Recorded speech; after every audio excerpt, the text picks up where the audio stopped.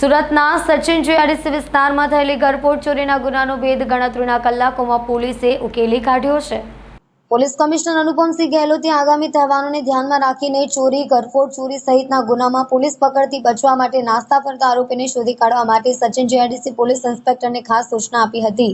Police કમિશનરને મળેલ સૂચના અન્વયે સચિન જીઆઈડીસી પોલીસ ઇન્સ્પેક્ટરના માર્ગદર્શન હેઠળ સર્વેલન્સ પોલીસ માણસો તેમજ ટેકનિકલ સર્વેલન્સની મદદથી પેટ્રોલિંગમાં હતા ત્યારે હેડ કોન્સ્ટેબલ મહેન્દ્રભાઈ અને પોલીસ કોન્સ્ટેબલ અલ્કેશભાઈ તેમજ પોલીસ કોન્સ્ટેબલ મેહુલભાઈને ખાનગી રાહે મળેલ બાતમીને આધારે પાલી 3 રસ્તા પાસેથી 2 રીઢા ચોરને ઝડપી પાડી આઈડીએલ કંપનીનો લેપટોપ જેની કિંમત 25,000નો મુદ્દામાલ કબજે લીધો હતો।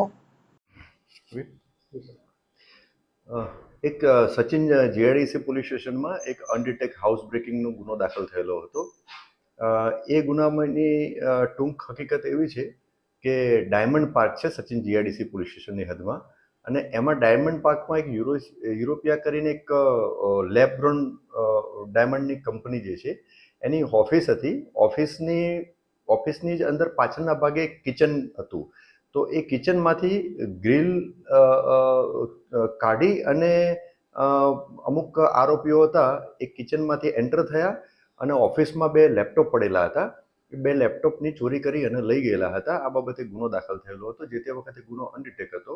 ગુનાની તપાસ દરમિયાન ટેકનિકલ સર્વેલન્સ અને હ્યુમન ઇન્ટેલિજન્સની મદદથી સ્થાનિક પોલીસ સ્ટેશનના અધિકારી કર્મચારીઓની ટીમે ગુનો ડિટેક્ટ કર્યો છે અને ગુનાની તપાસ દરમિયાન 2 આરોપીઓ મળી આવેલ છે। એક આરોપીનું નામ છે સલીમ ખાન મોહમ્મદ ખાન અને બીજા આરોપીનું નામ છે સલમાન ખાન બેચન ખાન। આ બંને આરોપીઓ મૂળ યુપીના છે, પણ અહીંયા સચિન જીઆઈડીસી પોલીસ સ્ટેશનની હદમાં પાલી ગામમાં રહેતા હતા। બંને છૂટક મજૂરીનું કામ કરે છે। બંને લેપટોપમાંથી એક લેપટોપ રિકવર કરવામાં આવેલું છે। હાલમાં ગુનાની તપાસ ચાલુ છે।